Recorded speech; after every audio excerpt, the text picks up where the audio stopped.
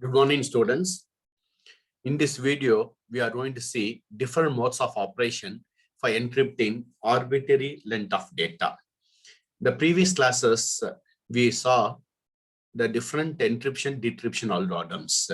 So in that encryption decryption algorithms, normally the block size is of fixed size.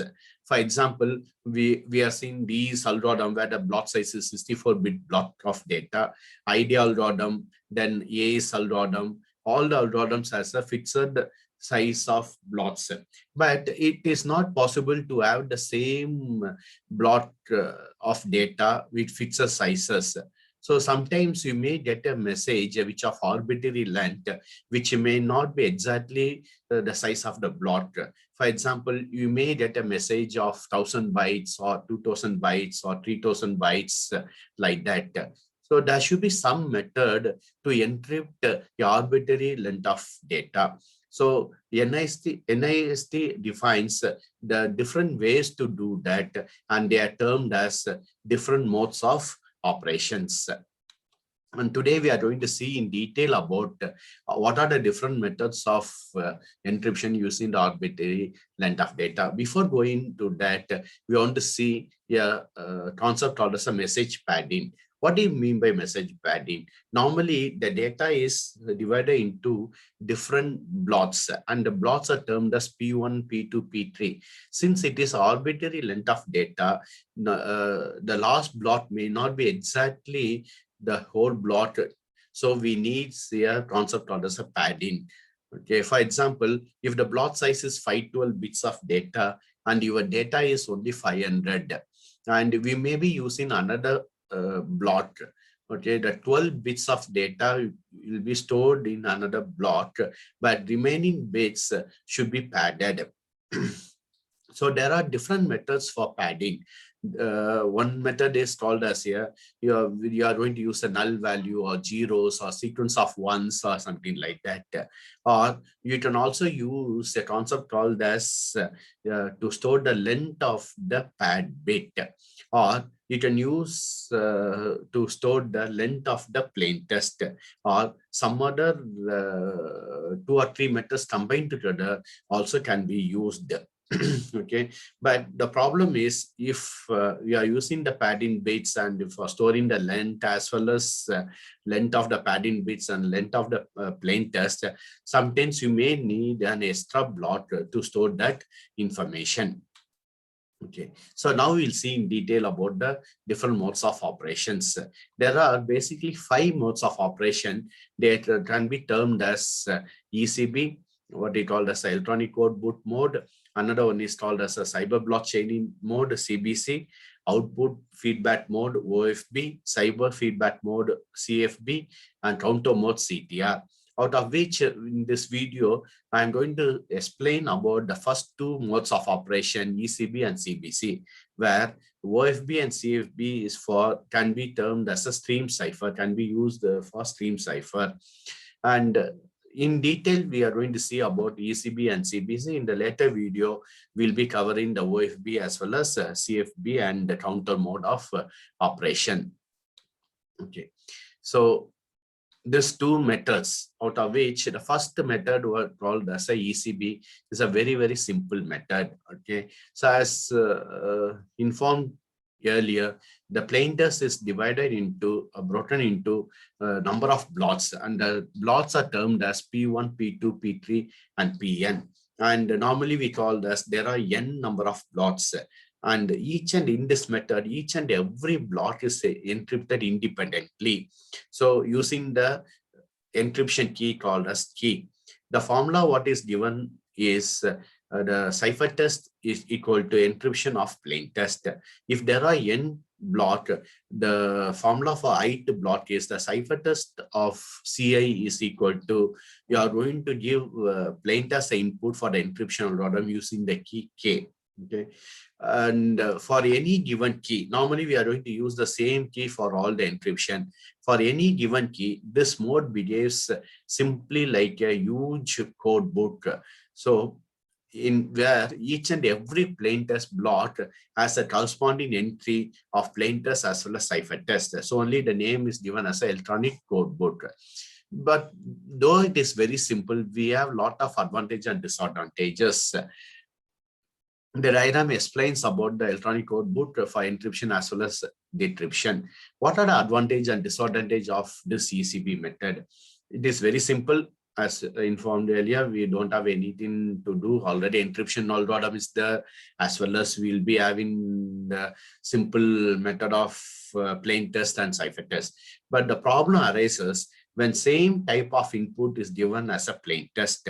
Okay, for example, we have SSN number or order number.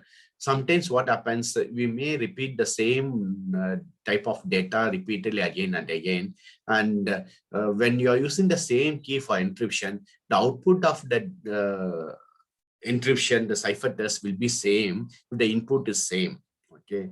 So if the example what we given is SSN is sent twice, we will get the same cipher test for the same SSN number since the keys are same. This is the major disadvantage of ECB. So pattern matching can happen. So whoever wants to add the information on seeing the pattern of the information, they may be able to identify what type of information is being transmitted. So the major application of the ECB is to secure transmission of the small pieces of information, short pieces of information. For example, any key can be transmitted between the source and the destination. This is the ECB. Next, we go for the second method, the mode of operation, what we call as a CBC, cyber block chaining method. Similarly, like ECB, here also the plain text is divided into P1, P2, P3, and there are n blocks. Are the important of concept of cyber block chaining method is the plain text.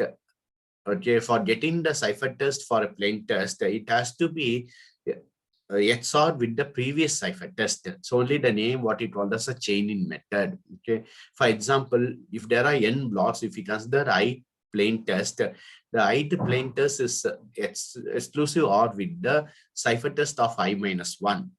Okay, Ci minus 1. Okay, so we have formula is given as the cipher test of Ci will depends upon the cipher test of Ci minus 1. Similarly, the cipher test of Cn depends upon the cipher test of Cn minus 1. And the decryption is also the same process. The only point you have to consider is what happens to the first block of data, because the first block of data will not have any cipher test. In the case, we are going to give you a initial value on IV. The initialization value is given as the input for that. So always C0 will be IV. IV, it is used to start the process. Okay. This diagram indicates how the cyber block chaining method functions. We can see we have n number of blocks. So we are given input as P1 and the initialization vector is given, and you are going to encrypt using the key K, and you will be getting the output what we call as a C1. Similarly, for second block, you will be getting C2, C3. The only difference, you can see the diagram here, the C1 okay, is given as a input for the second block, okay, P2. Okay, so P2 depends upon the C1, P3 depends upon the C2, like that. Pn depends upon the Cn minus 1. So one particular cipher test depends upon the previous all cipher test.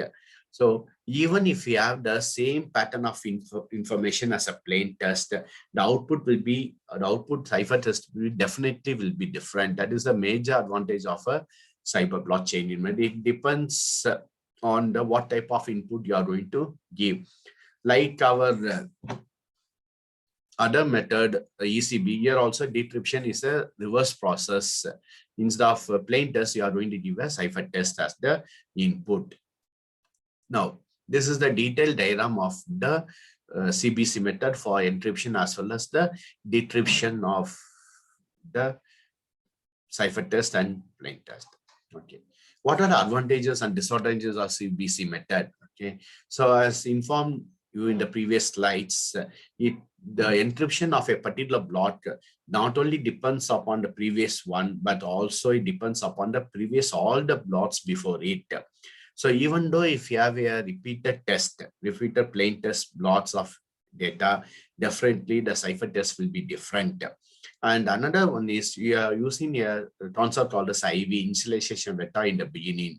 Okay, this IV should be known to both sender as well as the receiver. Typically, the IV can be sent before in hand, before the starting the transmission, either using the ECB mode of transmission. Okay, so that is the advantage of this CBC method. Okay, so today we have seen the two blocks of method, what we call as a ECB as well as CBC, and the next video we'll see the other three modes of operations. Thank you.